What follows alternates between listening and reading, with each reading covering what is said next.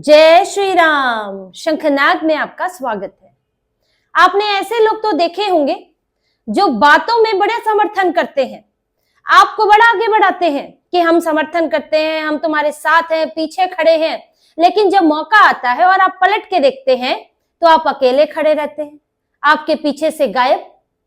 कुछ यही हाल भारत में विपक्ष का है, जो बातें बड़ा चढ़ा कर करेगा, दूसरों के नाम पर राजनीति करेगा, शवों पर राजनीति करेगा, और जब असल में साथ देने की बारी आएगी तो विपक्ष नदारद हो जाएगा। ऐसा हाल कुछ विपक्ष के नेताओं का हो चुका है और ये सामने आया अजीत पवार के अंतिम संस्कार के दिन, जब अजीत पवार की मृत्यु हो गई। एक विमान हादसे में डिप्टी सीएम की मृत्यु हुई। उनकी मृत्यु पर, उनके शव पर राजनीति करने तो बहुत आ गए कि जांच कराए, सच सामने आना चाहिए, सुप्रीम कोर्ट की जांच कराए, पारदर्शी जांच कराए। ये बोलने वाले तो बंगाल से यूपी, दिल्ली, कश्मीर तक से बोलने वाले आ गए। लेकिन जब पवार परिवार को उनके साथ की जरूरत थी, जब उनके परिवार से मिलने का समय था, अंतिम संस्कार में शामिल होने का समय था, तो ये नेता अपने राजनीतिक प्रपंचों में उलझे हुए थे, अपने राजनीतिक काम कर रहे थे, लेकिन ये परिवार से ना मिले, ना अंतिम संस्कार में शामिल हुए। अजीत पवार का आज गुरुवार को अंतिम संस्कार हो गया। पूरे राजकीय सम्मान के साथ अंतिम संस्कार किया गया।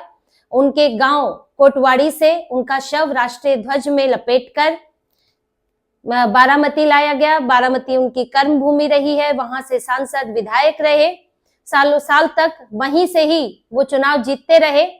और वहीं पर ही ये भी एक इत्तेफाक है कि वहीं पर ही उनका निधन हुआ, बारामती की उस धरती पर, बारामती में, जहां पर उन्होंने अपना राजनीतिक जीवन वहीं लगभग बिताया।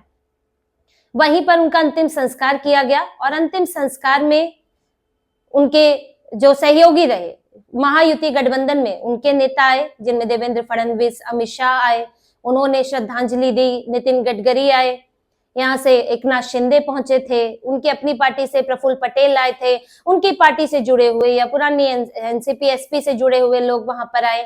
राज ठाकरे भी गए अंतिम संस्कार में और सबने श्रद्धांजलि दी। और इस ऐसे शोकाकुल समय का में उनके परिवार को हिम्मत बंधाई। इससे एक दिन पहले उद्धव ठाकरे भी बारामती में उनके परिवार से मिलने गए थे, हालांकि वो अंतिम संस्कार में शामिल नहीं हुए। पर जो एक दिन पहले खूब बड़बड़ा रहे थे, सबसे ज्यादा लग रहा था कि जिन्हें दुख है अजीत पवार की मौत का, और जो एकदम सच सामने लाना चाहते हैं, भले ही कुछ सच जैसा है नहीं, लेकिन उन्हें कुछ तो सामने लाना है। ममता बनर्जी, राहुल गांधी, मल्लिकार्जुन खड़गे, उमर अब्दुल्ला, अखिलेश यादव, ये लोग ना तो बारामती पहुंचे उनके परिवार से मिलने, और ना ही ये लोग अंतिम संस्कार में शामिल हुए।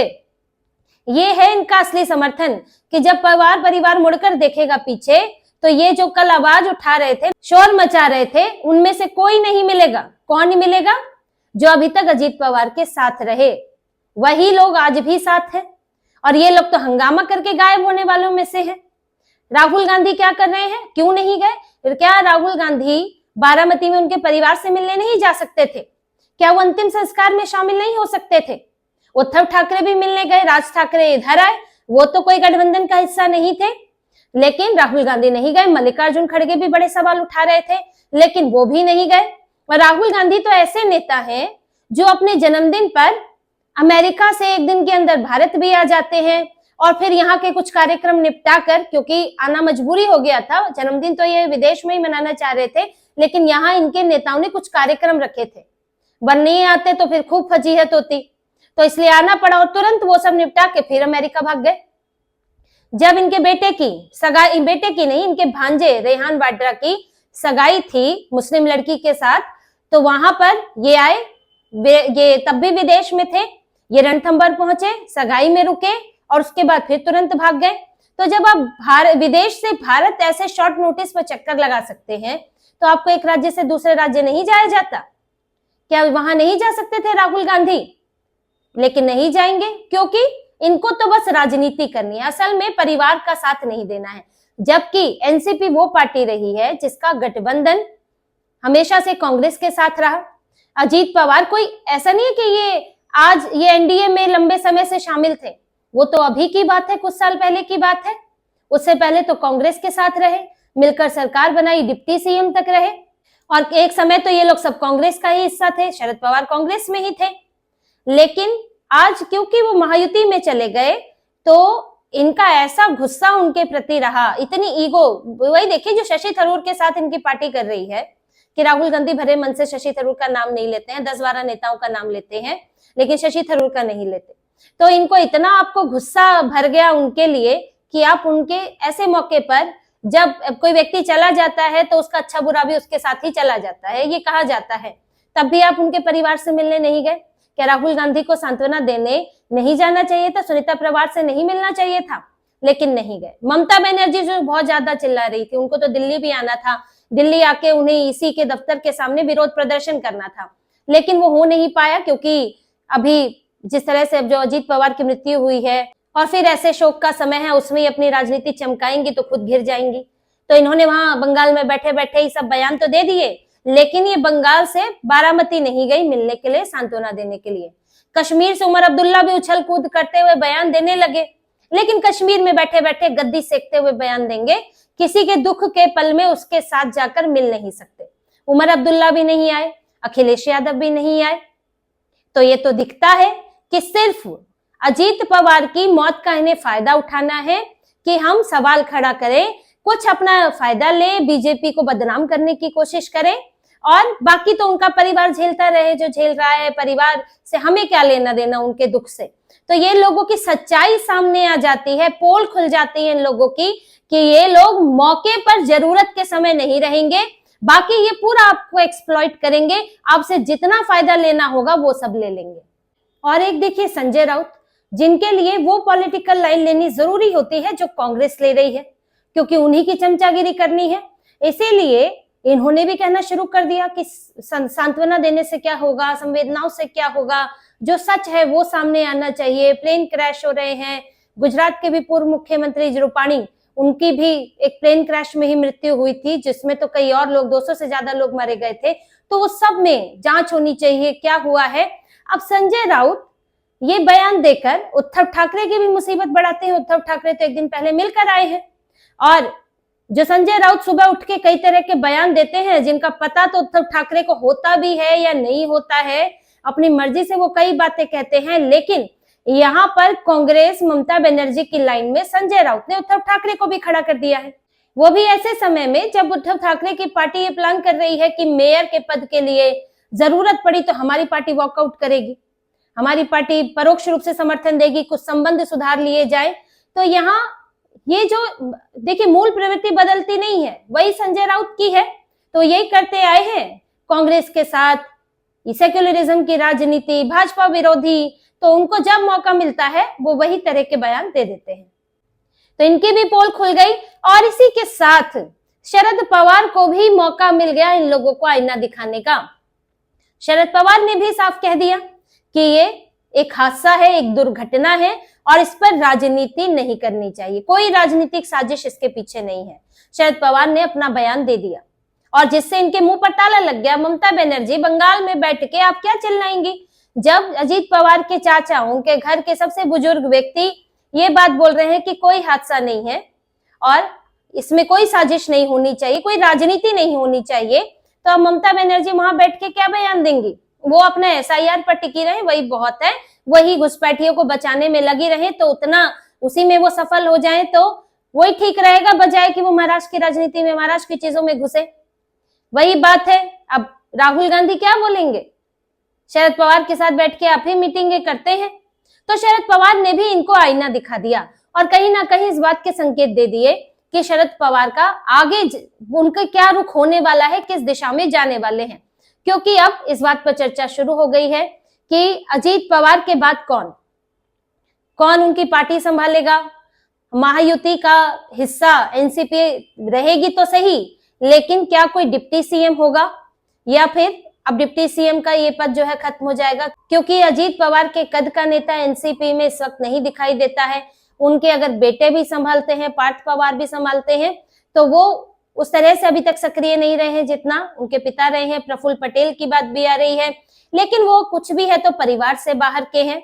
परिवार में से अगर कोई संभालेगा तो वो कौन होगा? क्या वो एनसीपी एसपी से होगा या विलय होगा? तो ये सब पर अब चर्चाएं होने लगी हैं, कयास लगने लगे हैं। लेकिन अगर जो इस वक्त रुख देखा जाए परिवार का, जिस तरह से अंतिम समय में भी महायुति के जो बीजेपी के नेता एकनाथ शिंदे, इनकी पार्टी के लोग वहां पर शामिल रहे, इनके परिवार के साथ रहे। जो शरद पवार ने कहा वही बात जो है देवेंद्र फडणवीस ने भी कही, और इसीलिए जो अब आगे चर्चाएं होंगी, क्योंकि इसके बाद अब क्योंकि एक राजनीतिक नेतृत्व की जरूरत है एनसीपी को, तो इस बात से को तो नजरअंदाज नहीं किया जा सकता, तो उसको लेकर बैठकें होंगी। अब क्योंकि वो सरकार का हिस्सा है तो इसमें कहीं ना कहीं बीजेपी भी शामिल रहेगी इनकी बैठकों में, और मिलजुल कर एक निर्णय होगा, जिससे अब ये कम से कम नजर आता है फिलहाल तो कि शरद पवार ये राहुल गांधी इंडी गैंग का हिस्सा बनने वाले नहीं है। क्योंकि देखिए इस बात से भी है कि अजीत पवार आखिर क्यों अलग हुए थे। उनका मकसद यही था कि हम कब तक ये सेक्युलरिज्म के नाम पर, ये कांग्रेस के चक्कर में हम सत्ता से दूर रहें, आखिर क्या वजह है।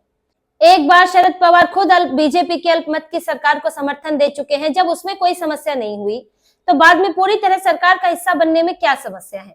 इसीलिए वो अलग हुए थे कि हमारे पास सांसद भी हैं, फिर भी हमारे पास विधायक भी हैं, फिर भी हम लोग जो है सरकार से दूर बैठे हैं। और किसके साथ बैठे? कांग्रेस के चक्कर में, जहां कांग्रेस का डब्बा गोल हो रखा है।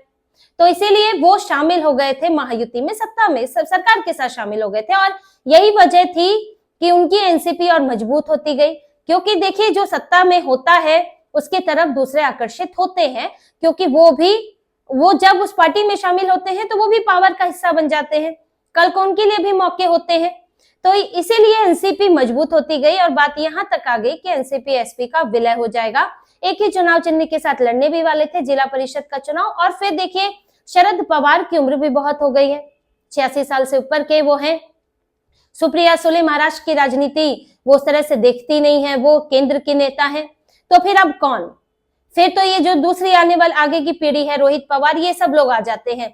अब एनसीपी एसपी को रोहित पवार चला के क्या करेंगे? शरद पवार के बाद वो संभाल भी लेते तो क्या हो जाता। इसीलिए विलय की बात चल रही थी। जब ये लगभग होने ही वाला था, तो हालांकि ऐसे समय में अजीत पवार का निधन हो गया, पर इसमें अब बदलाव होता नहीं दिख रहा है, और बहुत संभव है कि एनसीपी एसपी का विलय तो होगा ही, और वो महायुति का हिस्सा ही रहेंगे। अब ये है कि इसमें कौन नेतृत्व करता है, इसको लेकर आगे पता चलेगा, और ये कुछ समय में साफ होगा। पर फिलहाल शरद पवार कोई बदला हुआ रुख दिखाते हुए नहीं दिख रहे हैं, और वो जिस तरह से बयान आया है वो महायुति बीजेपी के साथ ही नजर आ रहे हैं।